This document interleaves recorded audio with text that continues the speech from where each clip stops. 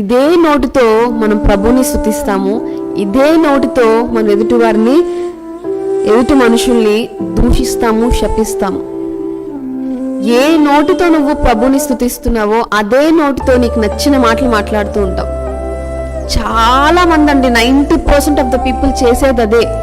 ఉదయాన్నే ప్రభుని స్తుతిస్తారు, ఆదివారం మందిరంకి వెళ్తే క్వైర్లో నిలబడి పాటలు పాడతారు, నచ్చినట్టు చక్కగా దేవుని సన్నిధిలో అందరికి ఇష్టంగా ఉంటారు. అబ్బాయి ఈ అమ్మాయి ఎంత బాగా పాటలు పాడుతుందో, ఈ అబ్బాయి ఎంత భక్తిపరుడు అని ప్రతి ఒక్కరు చెప్తారు. కానీ ఒక్కసారి బయటకు వెళ్ళిన తర్వాత సిచ్యువేషన్ ఏదైనా ఫేస్ చేయాల్సి వస్తే వాళ్ళని చూస్తే ఇంకా ఈ అమ్మాయి అయినా పాటలు పాడుతుంది, ఎంత రచ్చరచ్చ చేస్తుంది, ఇలా మాట్లాడుతుంది ఏంటి అని కొంతమంది ఉంటారు, చాలా దరిద్రవంతులు. ఆ నోటితో స్తుతిస్తావు, అదే నోటితో నోటికొచ్చిన బూతులు మాట్లాడతారు. అదే నోటితో వాక్యం చదువుతావు, అదే నోటితో ఎదుటి వారిని ఎంతంటే అంత మాట్లాడతావు. అదే నోటితో ప్రభువును స్తుతిస్తావు, ప్రార్థన చేస్తావు, నీకు నచ్చింది అడుగుతావు. అదే నోటితో ఇంత దరిద్రమైన మాటలు మాట్లాడతావు.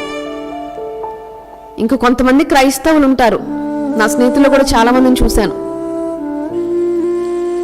దేవుని మందిరానికి వెళ్తారు, క్రైస్తవులుగా ఉంటారు. ఇంటికి వెళ్ళిన తర్వాత వారం అంతా కూడా నోరిప్పితే సినిమా పాటలే. ఏ సినిమా వచ్చినా పాడతారు. ఫోన్ చూస్తే ఫోన్లో ఎప్పుడు సినిమా పాటలే ఉంటాయి. దేవుని పాటలు కూడా ఉంటాయండి.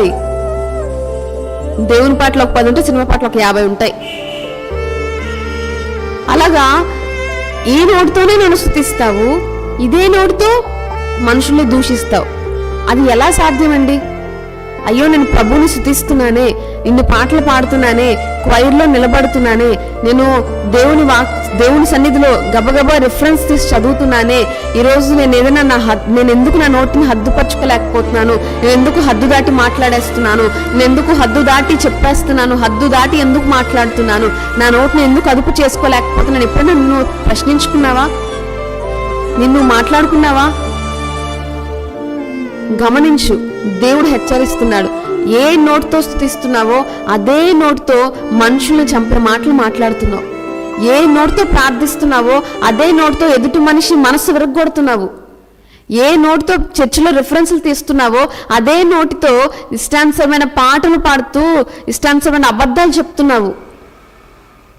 దేవుడు హెచ్చరిస్తున్నాడు, ఈరోజు దేవుని పోలికగా పుట్టిన